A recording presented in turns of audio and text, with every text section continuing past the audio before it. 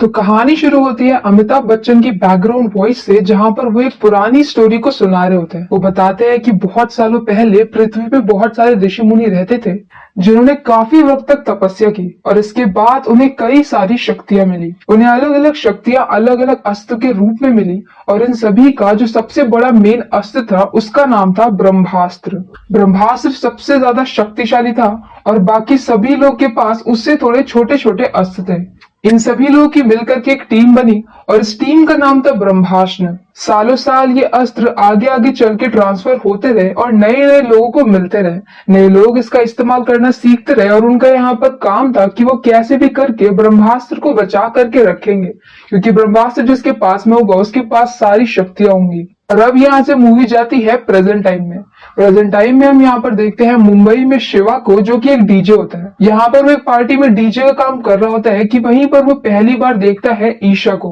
ये एक दशहरा की पार्टी होती है और यहाँ पर रावण भी जलने लगता है। वो यहाँ पर ईशा को देख रहा होता है, उसके पीछे रावण जल रहा होता है कि तभी उसे कुछ फ्लैशेस आते हैं और फ्लैशेस में जो सीन है वो दिल्ली में शिफ्ट हो जाता है। दिल्ली में हम एक बहुत बड़े साइंटिस्ट को देखते हैं जिसका नाम होता है मोहन। मोहन यहाँ पर अपनी रिसर्च में डूबा होता है कि तभी वहां पर दो लोग आते हैं। ये दो लोग यहाँ पर ब्रह्मास्त्र के एक टुकड़े को लेने के लिए आए होते हैं। असल में सालों पहले जब ब्रह्मास्त्र के अंदर बहुत ज्यादा पावर थी, तब दूसरों से बचाने के लिए उसे 3 टुकड़ों में तोड़ दिया गया था और यहाँ पर एक टुकड़ा मोहन के पास में होता है। मोहन के पास वानर अस्त्र होता है, तो वो अपना वानर अस्त्र जो कि कड़े के फॉर्म में होता है वो अपने पैर में पहन लेता है और इसके बाद वो उन दोनों से फाइट करता है। पहले तो वो यहाँ पर जंप लगा करके बच के निकल जाता है और थोड़ी देर बाद वापस आता है। यहाँ पर उसने अपने बाकी सारे सामानों के बीच पे उसी ब्रह्मास्त्र के टुकड़े को छिपा दिया होता है और अब जबकि वो दोनों गुंडे जा चुके हैं तो वो उसी टुकड़े को उठा लेता है कि तभी वहां पर उसके पीछे से जुनून आती है। जुनून का यहाँ पर ये मिशन होता है कि उसे कैसे भी करके ब्रह्मास्त्र के तीनों टुकड़ों को जोड़ना है और ऐसा वो क्यों कर रही है यह हमें आगे पता चलेगा। जुनून यहाँ पर अपनी काली शक्तियों का इस्तेमाल करती है और मोहन को पकड़ लेती है और अब यहाँ पर उसे एक टुकड़ा मिल चुका है और बचे हुए 2 टुकड़ों का पता पूछने के लिए वो मोहन को जबरदस्ती फोर्स करती है। यहाँ पर मोहन काफी वक्त तक अपने आप को रोकता है पर धीरे धीरे करके वो भी टूटने लगता है और दूसरी तरफ सीन शिफ्ट होता है शिवा की तरफ। शिवा को ये सारी चीजें फ्लैशेस में दिख रही होती है जिसकी वजह से वो बेहोश हो जाता है और जब तक उसे होश आता है तब तक ईशा वहां से गायब हो चुकी होती है। अब यहाँ पर शिवा अपनी टीम के साथ एक दूसरी पार्टी में जाता है जहां पर उसे एक और बार ईशा दिख जाती है। इस बार वो जाकर के ईशा से बात करता है और ईशा भी उससे इम्प्रेस हो जाती है। अब वो यहाँ पर ईशा को उस ऑर्फनेज में लेकर के जाता है जहां पर वो बड़ा हुआ है। वो एक अनाथ होता है जहां पर वो पहले अपनी माँ के साथ में रहता था। यहाँ पर एक बच्चे की पार्टी होती है। पार्टी के बाद शिवा ईशा को अपने रूम में लेकर के जाता है जहां पर वो ये बताता है कि सालों पहले जब वो 1 साल का था तब यहाँ पर उसकी माँ रहती थी उसके साथ में और एक दिन यहाँ पर पूरे कमरे में आग लग गई और उसकी माँ की डेथ हो गई, लेकिन वो जिंदा बच गया। और बाद में जब वो बड़ा हुआ तब उसने इसी कमरे को रेंट पे ले लिया ताकि वो अपने आप को अपनी माँ से करीब समझे। यहाँ पर उसकी माँ ने जाते जाते उसे एक शंख दिया होता है और यही उसके लिए सबसे ज्यादा इंपॉर्टेंट होता है। ईशा भी यहाँ पर काफी ज्यादा इंप्रेस हो चुकी होती है कि तभी वहां पर अचानक से शिवा को दोबारा से फ्लैशेस आते हैं। असल में दिल्ली में मोहन को लगातार परेशान किया जा रहा था और अब फाइनली मोहन टूट चुका था। जुनून मोहन के दिमाग में जा चुकी होती है और वो उसके दिमाग से पता लगा लेती है कि दूसरा टुकड़ा बनारस में है।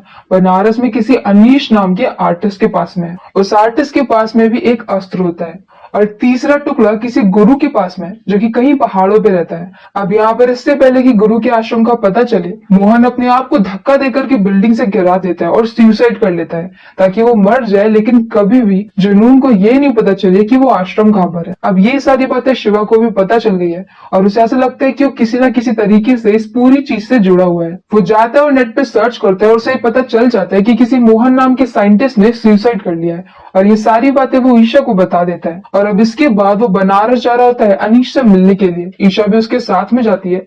यहाँ पर बनारस में जब वो लोग एक नाव के ऊपर बैठे होते हैं तभी अचानक से आग अपने आप ही शिवा के पास में आ जाती है और ये देख करके ईशा डर जाती है। अब यहाँ पर शिवा उसे ये बोलता है कि आग के साथ में उसका कुछ रिश्ता है। आग उसे जलाती नहीं है। और ये सारी बातें सुन करके ईशा को शौक लगता है। पहले उसे गुस्सा आता है कि शिवा ने उसको इतनी ज्यादा इंपॉर्टेंट बात नहीं बताई, भले ही उन्हें मिले हुए सिर्फ 2 दिन हुए हैं, पर बाद में वो मान जाती है। और अब इसके बाद वो दोनों यहाँ पर अनीश को ढूंढने लग जाते हैं।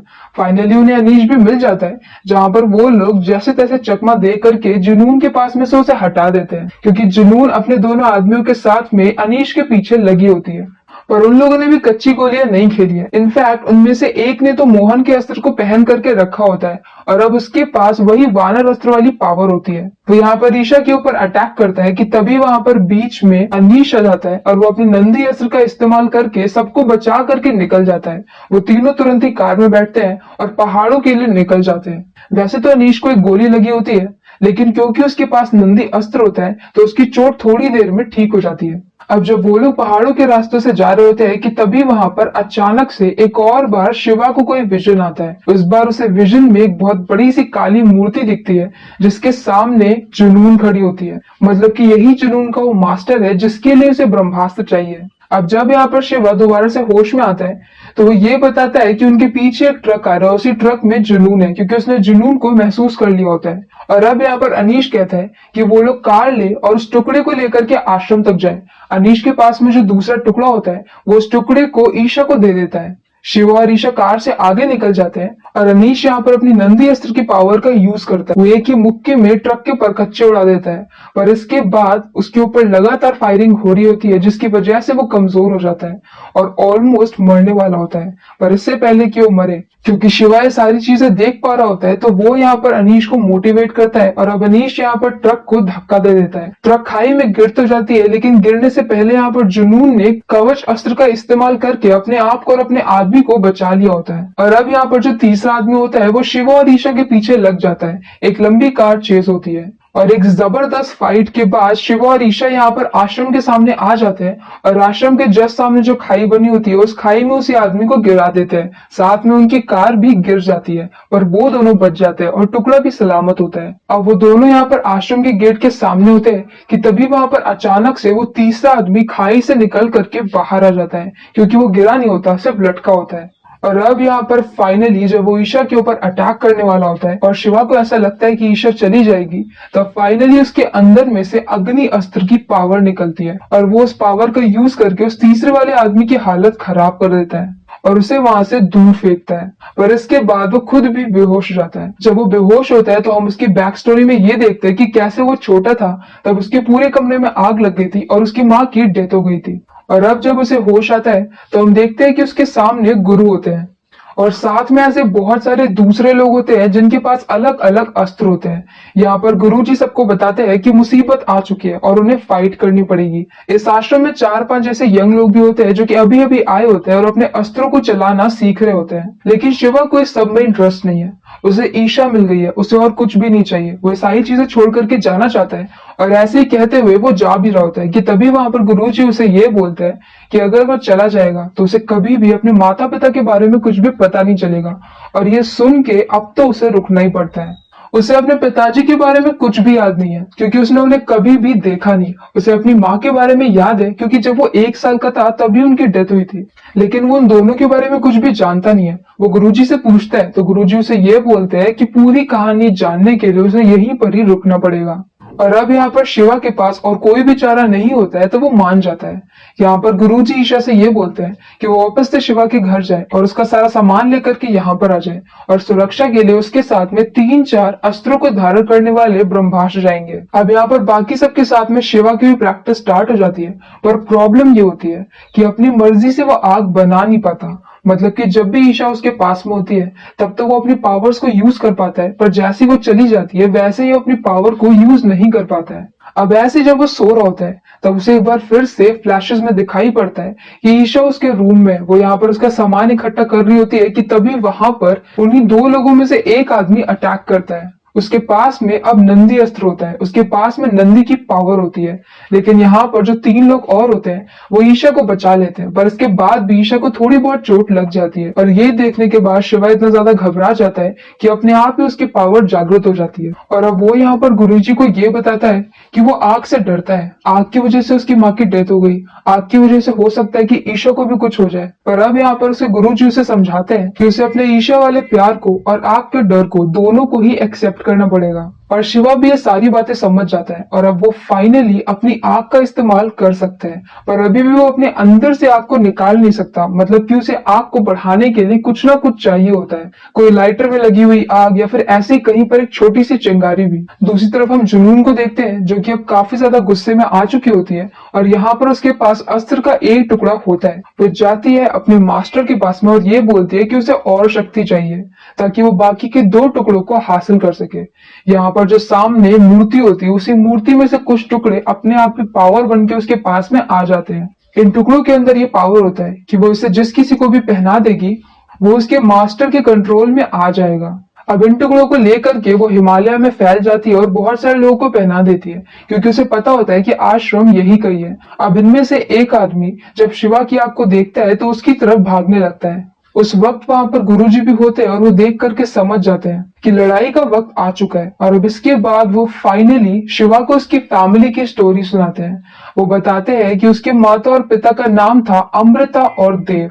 अमृता के पास पानी की पावर थी और देव के पास अग्नि की पावर थी। वो दोनों इस आश्रम में रहते थे और ये 30 साल पुरानी बात है। उस वक्त तक ब्रह्मास्त्र के टुकड़े नहीं हुए थे, वो एक पूरे समूचे रूप में था। लेकिन देव काफी ज्यादा शक्तिशाली था, उसके पास अग्नि की पावर तो थी पर साथ में वो 3 अस्त्र और धारण करता था, मतलब कि 4 डिफरेंट पावर। और इसी के साथ उसे ब्रह्मास्त्र भी चाहिए था। उसने अपनी अग्नि की पावर से हर किसी को हरा दिया और फाइनली वो ब्रह्मास्त्र की तरफ भी बढ़ रहा होता है। और तब उसे रोकने के लिए अमृता आगे आती है, उन दोनों की फाइट होती है और अमृता ब्रह्मास्त्र को 3 टुकड़ों में बांट देती है। 2 टुकड़े वो अपनी बोट पे रखती है और वो बोट पानी के साथ में मिलती है गुरुजी को। और जिस आइलैंड पे उन दोनों की फाइट हो रही होती है वो पूरा आइलैंड बर्बाद हो जाता है। और तीसरा टुकड़ा कहाँ है ये गुरुजी को भी पता नहीं है। लेकिन अब जब सालों बाद उन्होंने शिवा को देखा और शिवा के अंदर वही पावर देखी तो वो समझ गए कि अमृता उस टाइम पे प्रेग्नेंट थी, उसका एक बेटा हुआ और वो कैसे भी करके जिंदा बच गई। 1 साल तक वो जिंदा रही अपने बेटे के साथ में, लेकिन बाद में उसकी डेथ हो गई।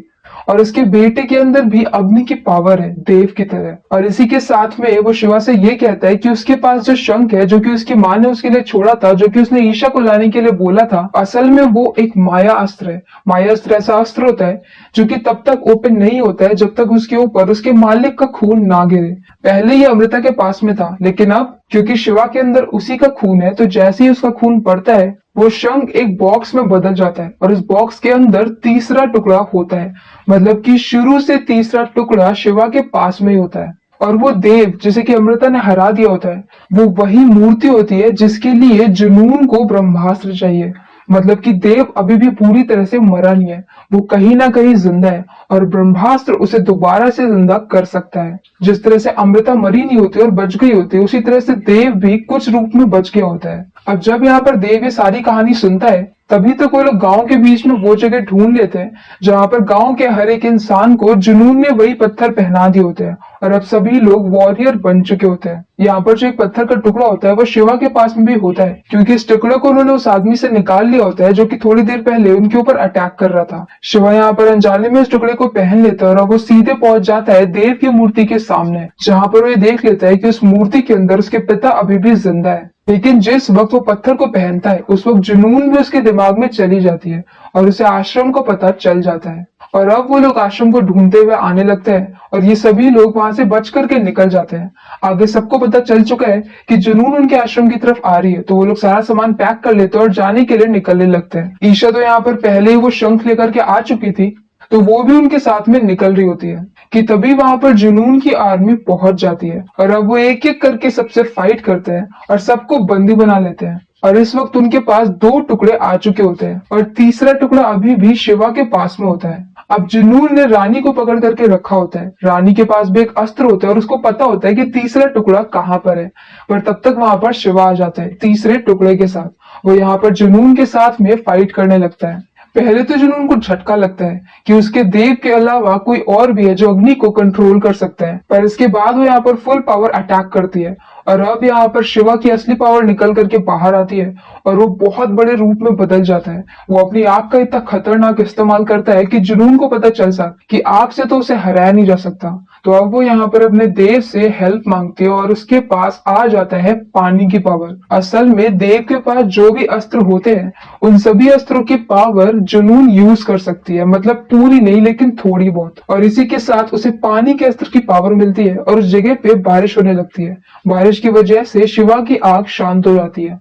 लेकिन पानी का अस्त्र तो अमृता का था, तो इसका मतलब ये है कि उस आग में अमृता को जानबूझ करके मारा गया और फिर उससे उसका अस्त्र भी ले लिया गया और शायद उसे मरवाने वाला देव ही होगा। और अब क्योंकि यहाँ पर पावर शांत हो चुकी है तो ईशा यहाँ पर जो ब्रह्मास्त्र के टुकड़े होते हैं उन्हें लेकर के भागने लगती है। अब तक यहाँ पर जो बाकी लोग होते हैं उन्होंने अपने आप को बंधन से आजाद कर लिया होता है और वो लोग भी यहाँ पर शिवा और ईशा की हेल्प करने लगते हैं। अब यहाँ पर एक जबरदस्त वॉर स्टार्ट हो जाती है जहाँ पर ईशा खाई के बिल्कुल पास में खड़ी होती है। उसके पास इस वक्त दो टुकड़े होते हैं कि तभी वहां पर एक दूसरा लड़का आता है जो कि उन्हीं के साथ में होता है, छोटा होता है और उसके पास भी एक अस्त्र होता है। वो यहाँ पर तीसरा टुकड़ा लेकर के आ जाता है और अब तक यहाँ पर जुनून भी आ गई होती है। शिवा ने एक बार फिर से अपनी आंख को जागृत कर लिया होता है और वो सबसे फाइट कर रहा होता है। अब तक यहाँ पर बाकी सब लोग भी आ गए होते हैं और गुरुजी भी उनकी हेल्प कर रहे होते हैं। इस पूरे फाइट सीन में जुनून खाई में गिर जाती है और ईशा को लगता है कि सब लोग जीत गए, पर तभी वहां पर जुनून दोबारा से खाई से निकल आती है।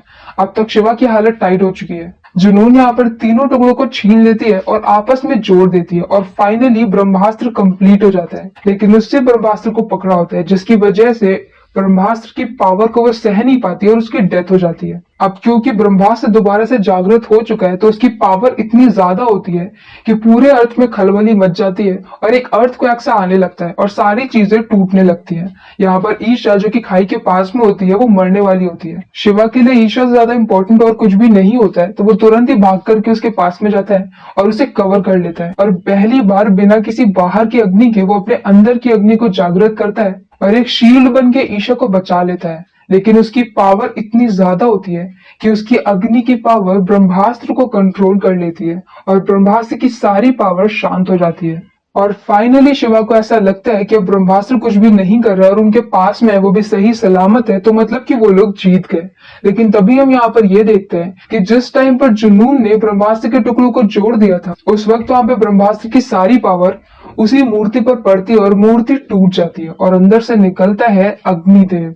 और शिवा पार्ट 1 यहीं पर खत्म हो जाता है और पार्ट 2 में हम देखेंगे अग्निदेव की स्टोरी, मतलब अग्निदेव और अमृता की लव स्टोरी। और इस मूवी का नाम था ब्रह्मास्त्र जो कि 2022 में रिलीज हुई है। ये मूवी का फर्स्ट पार्ट यहीं पे एंड होता है और इस मूवी को काफी ज्यादा फालतू का हेट मिल रहा है, मतलब कि एक एक्टर ने पूरी मूवी नहीं बनाई होती है। मूवी में डायरेक्टर लगते हैं, वीएफएक्स की पूरी टीम लगती है, लेकिन अगर सिर्फ आपको किसी एक्टर की बात पसंद नहीं आ रही है तो उसके लिए आपको पूरी मूवी को हेट नहीं देना चाहिए। जैसे आप हर हॉलीवुड मूवी को एक बार ट्राई जरूर करते हैं, वैसे आपको इस बॉलीवुड मूवी को भी एक बार ट्राई करना चाहिए जो कि काफी अच्छी है। तो अगर आपको हमारा एक्सप्लेन पसंद आया हो तो प्लीज हमारी वीडियो को लाइक करें, शेयर करें और हमारे चैनल को सब्सक्राइब करें। तो मिलते हैं नेक्स्ट वीडियो के साथ। Bye bye.